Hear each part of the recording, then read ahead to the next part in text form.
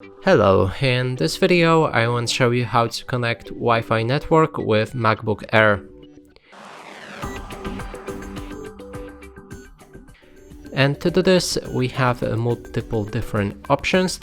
First one is to go through the system settings. Next one is through right here the toolbar.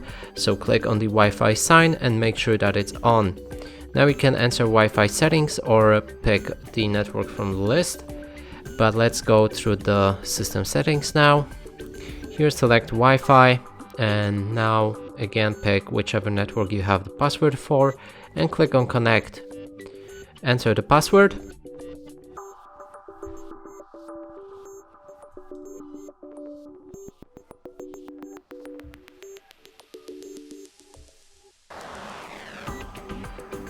Click on OK.